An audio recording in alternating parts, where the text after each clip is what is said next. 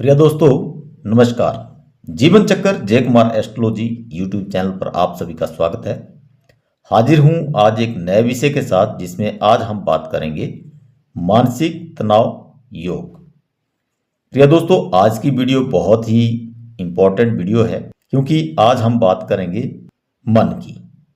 प्रिय दोस्तों, अगर हमारा मन स्ट्रांग है तो हम हर काम में सफलता हासिल कर सकते हैं, और अगर मन ही स्थिर नहीं है तो किसी भी काम में हमें सफलता प्राप्त नहीं हो सकती।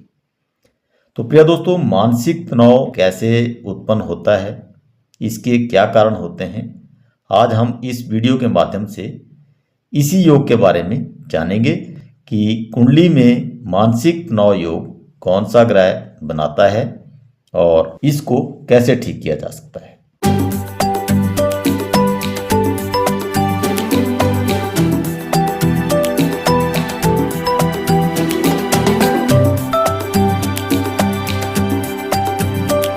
मानसिक तनाव यानी कि मन के बारे में यहाँ पे हम बात करेंगे।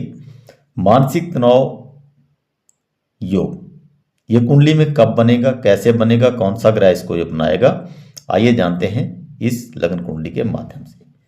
तो प्रिय दोस्तों, मन के कारक हैं यहाँ पे चंद्रदेव, क्योंकि कुंडली में जो है तो चंद्रदेव का जो संबंध है वो हमारे मन से है, और यहाँ पर हम मानसिक स्थिति के बारे में ही जानने वाले हैं। तो सर्वप्रथम हम देखेंगे कुंडली में चंद्रमा की स्थिति को। तो प्रिय दोस्तों, पहला पॉइंट जो है हमारा मानसिक तनाव जो है तो कौन से ग्रह की वजह से होता है, वो होता है चंद्रदेव की वजह से, क्योंकि हमारे मन का कारक है चंद्रदेव। सेकंड नंबर जो पॉइंट है, इस पे हम बात करेंगे चंद्रदेव की डिग्री के बारे में। अगर चंद्रमा कुंडली में वीक है, उसकी डिग्री कम है, सपोज करो चंद्रमा की डिग्री यहाँ पे 0 डिग्री, 1 डिग्री या फिर 29 डिग्री, 30 डिग्री, इस टाइप से है, तो चंद्रमा की डिग्री है कम।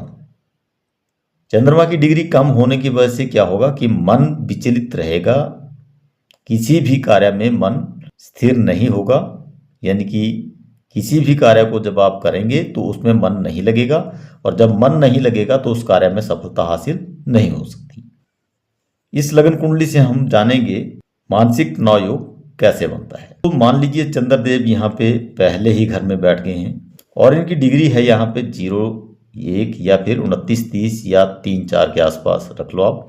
तो इसकी डिग्री कमज़ोर होने की वजह से क्या होगा, जो जिस भी जातक की ये कुंडली है, तो जब भी चंद्रमा की महादशा या अंतर्दशा चलेगी, उस समय उसका मन स्थिर नहीं रहेगा, किसी भी कार्य में मन नहीं लगेगा, क्योंकि चंद्रमा की डिग्री कम होने के कारण मन नहीं लगेगा।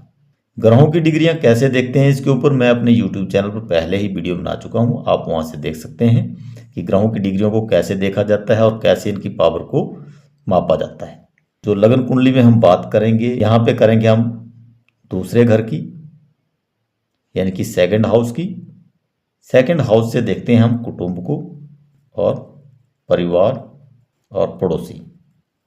कुंडली के कौन से घर से हम किस रिश्ते को देखते हैं, इसके ऊपर भी मैंने ग्रहों से रिश्ता, इसके ऊपर मैंने इस टॉपिक के ऊपर मैंने पहले ही वीडियो बना दी है, आप वहां से देख सकते हैं, आप और भी अच्छे तरीके से इस चीज़ को समझ पाएंगे। तो सेकंड हाउस से देखते हैं हम कुटुंब को, परिवार को और पड़ोसी को। उसके बाद 6th हाउस की बात करेंगे हम, 2 नंबर हाउस हमारा ये था, और यहाँ पे 6th हाउस की बात करेंगे, जो 6 नंबर का घर है, उससे देखते हैं हम रोग, ऋण, शत्रु, दुर्घटना।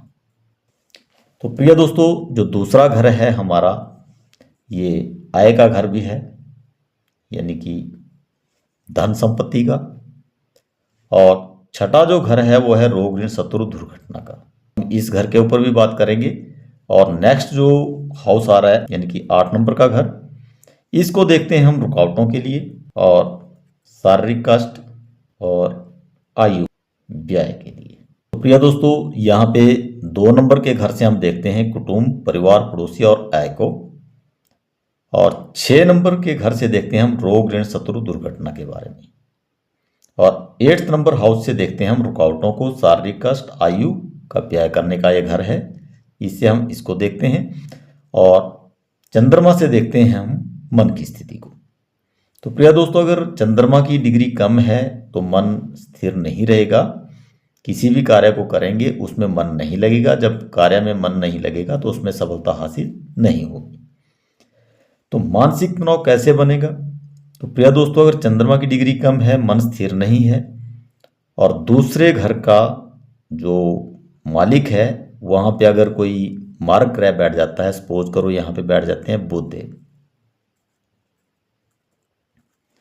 तो प्रिय दोस्तों, योग कारक और मार्ग ग्रह कैसे देखते हैं वहाँ पे अगर आप देखेंगे उस वीडियो को, तो चंद्रदेव के बुध देव हैं अति शत्रु। और अगर लग्नेश चंद्रदेव हैं तो इनका जो सेकंड हाउस है, यहाँ इनको मिल गया बुध देव को, जो बुध देव से चंद्रदेव की अति शत्रुता है। तो यहाँ पे परिवार की सपोर्ट इस जातक को नहीं मिलेगी, पहला कारण। और दूसरा जो रीजन रहेगा, अगर छठे घर का संबंध आठवें घर से हो, यानी कि अगर यहाँ पे शनिदेव बैठ के हैं, ये घर शनिदेव को मिलता है, तो शनिदेव की तीसरी दृष्टि यहाँ पे इस घर पर भी पड़ेगी, क्योंकि जहाँ भी शनिदेव बैठते हैं वहाँ से आगे तीसरा घर देखते हैं, उसके बाद सातवां घर देखते हैं और 10वां घर देखते हैं। तो प्रिय दोस्तों, अगर चंद्रदेव लग्नेश हैं तो इनका जो सेकंड हाउस यानी कि परिवार कुटुंब पड़ोसी का जो घर है और आय का घर है, जिसमें पैसे को हम देखते हैं, पैसे की बचत को देखते हैं, तो ये मिल गया यहाँ चंद्रदेव के अति शत्रु को, बुध देव को। तो यहाँ पे परिवार की सपोर्ट इस जातक को नहीं मिलेगी। यहाँ पे 6 नंबर हाउस, जिसको हम रोग ऋण शत्रु दुर्घटना के लिए देखते हैं, वो भी चंद्रदेव के अति शत्रु यानी कि शनिदेव को मिला, जो कि चंद्रदेव के शत्रु हैं। तो जब भी शनिदेव इस घर में बैठेंगे और शनि की महादशा और या अंतर्दशा चलेगी, तो ये यहाँ पे रोग ऋण शत्रु दुर्घटना को बढ़ाएंगे। तो इसको लेके भी ये ऐसा जातक जिसकी ये कुंडली है, वो रोग ऋण शत्रु दुर्घटना जब उसके जीवन में आएंगी तो उनको लेके भी इसमें परेशानी रहेगी। और अगर छठे घर का संबंध आठवें घर से हो, जैसे शनिदेव अगर यहाँ पे बैठे हैं तो तीसरी दृष्टि आगे तीसरे घर पर जब दृष्टि डालेंगे तो आठवां घर आएगा। तो आठवें घर से हम देखते हैं रुकावटों को, शारीरिक कष्ट, आयु का व्यय करने के लिए।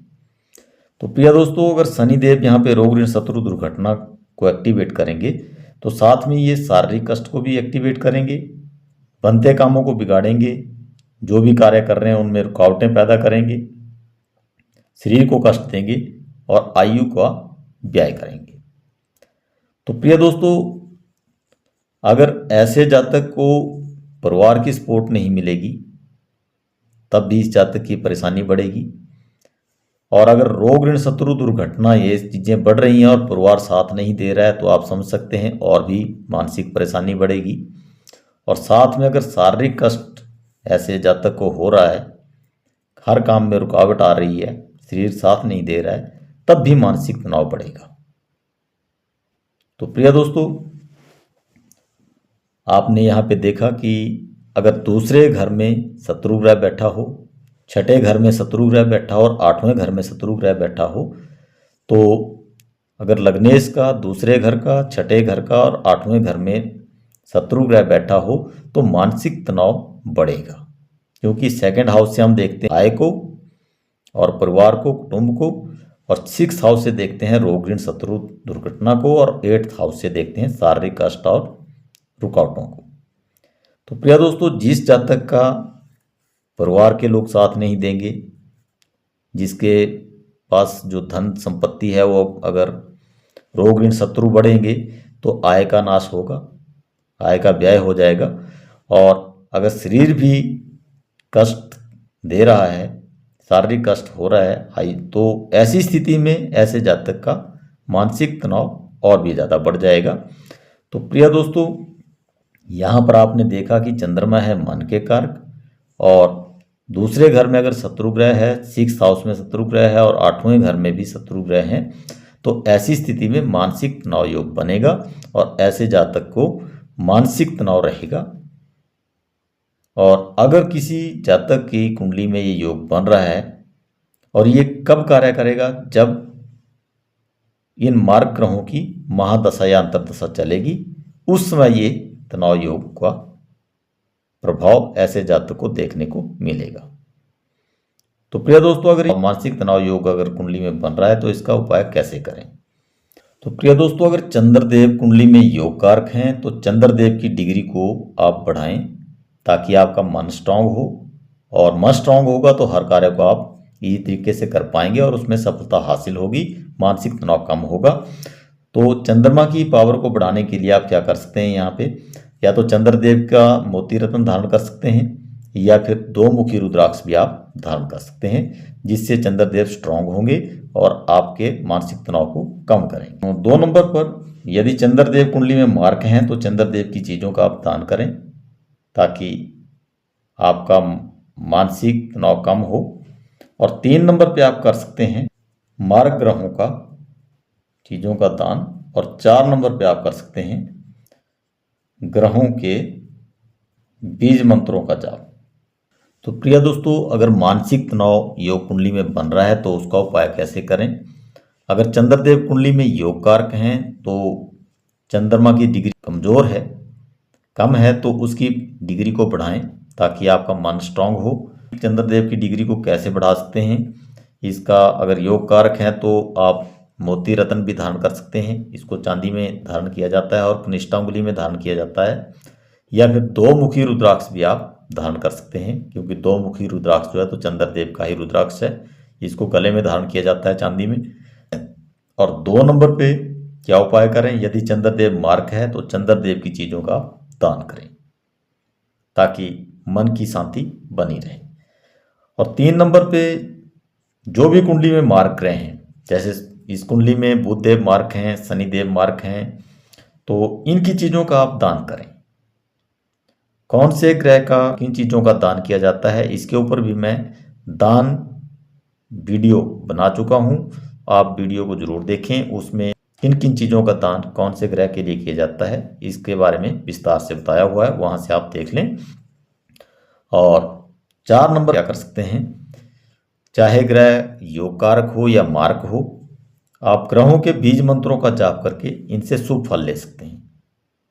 तो प्रिय दोस्तों, ग्रहों के जो बीज मंत्र हैं उनके ऊपर कौन से ग्रह का कौन सा बीज मंत्र है, इन पे मैंने अलग अलग ग्रह का जो है तो अलग अलग से बीज मंत्र पे वीडियो बना के अपने YouTube चैनल पर दी है, आप वहां से इनको देख सकते हैं और हेडफोन लगाकर इन बीज मंत्रों को आप सुन सकते हैं। इससे आपको बहुत ज़्यादा लाभ होगा, चाहे कुंडली में ग्रह योग कारक हो या मार्क हो, बीज मंत्र हमेशा ही शुभ फल देते हैं।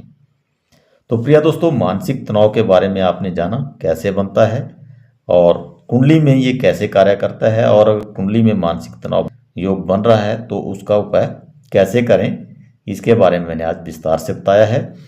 अगर आप में से कोई पहली बार ही जीवन चक्कर जय कुमार एस्ट्रोलॉजी पर फर्स्ट टाइम विजिट कर रहा है और मेरी वीडियो को देख रहा है, तो जीवन चक्कर जय कुमार एस्ट्रोलॉजी यूट्यूब चैनल को आप सब्सक्राइब कर लें, बेल आइकॉन को ऑल पे प्रेस कर लें ताकि जब भी मैं नेक्स्ट वीडियो अपने यूट्यूब चैनल पर अपलोड करूं तो उसकी नोटिफिकेशन आपको पहले मिल सके। तो प्रिय दोस्तों, आज की वीडियो अगर आपको अच्छी लगी हो तो वीडियो को लाइक करें, अपने दोस्तों को इस वीडियो को ज़्यादा से ज़्यादा शेयर करें ताकि वो भी इसका लाभ ले सकें, और वीडियो अच्छी लगी हो तो कमेंट बॉक्स में अपनी राय जरूर दें। ऐसी ही विशेष वीडियो के साथ मैं नेक्स्ट वीडियो में आपसे मिलूंगा, तब तक आप सभी को मेरा नमस्कार, जय हिंद।